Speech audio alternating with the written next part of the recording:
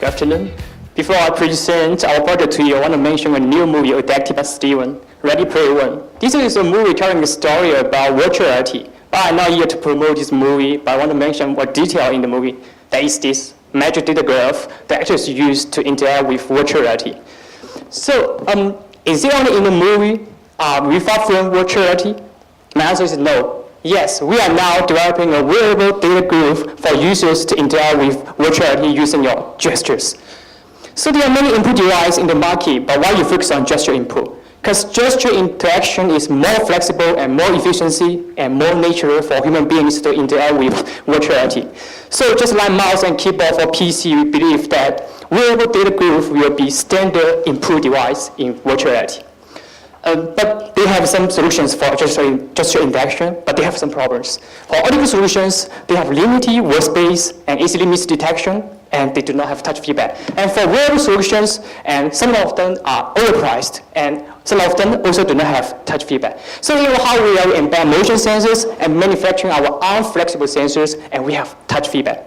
And for the software part, we have defined some basic gesture input and provide gesture libraries for different applications. Now our system can recognize hundreds of static and dynamic gestures.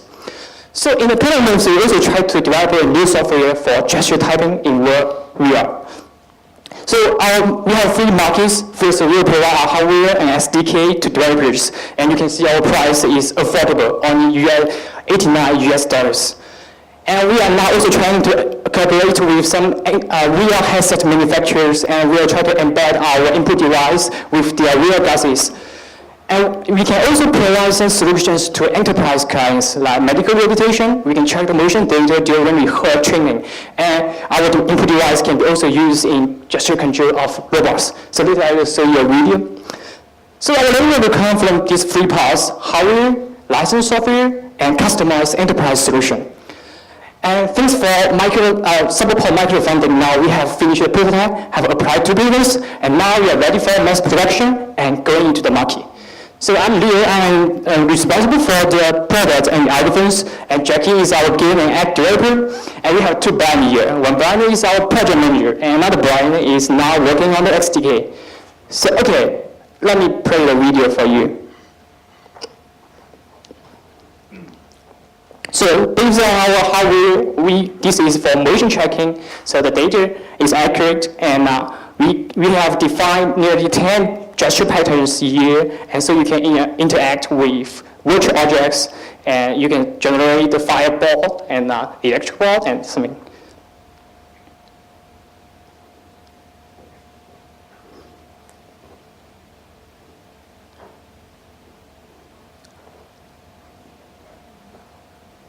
So this is, we have defined some basic 2D input here. So we just like you use mouse or something else. You can also use 2D translation in virtual reality and click.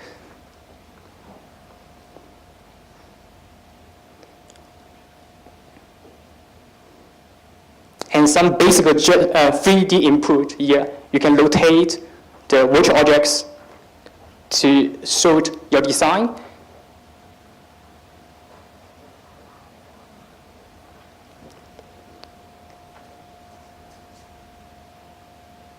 And zoom, draw out. So there is some basic input that we use in traditional input device and control the robot, not only for virtual reality, but for reality. We have defined nearly 14 gestures here to control the robot. Okay, thank you.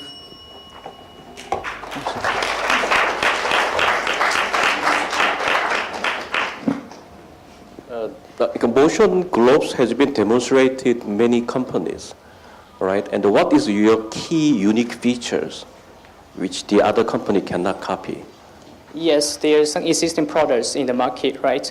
But no matter you use optical or wearable solutions, but you must face a problem. That is how to define the gestures for users. So nearly no any products in the market has defined or provide gesture libraries for the users. So what gestures is more efficiency and nature for the users. So we have provided that gesture libraries. So our system uses some algorithms to recognize hundreds of static and dynamic gestures. So no products in the market can do that.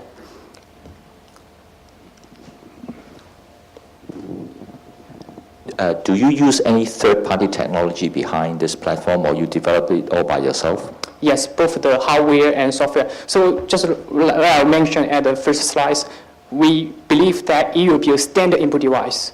So that is why we work on the hardware part. We manufacture our own flexible sensors that to cut down the cost of the hardware so that it can be a standard input device.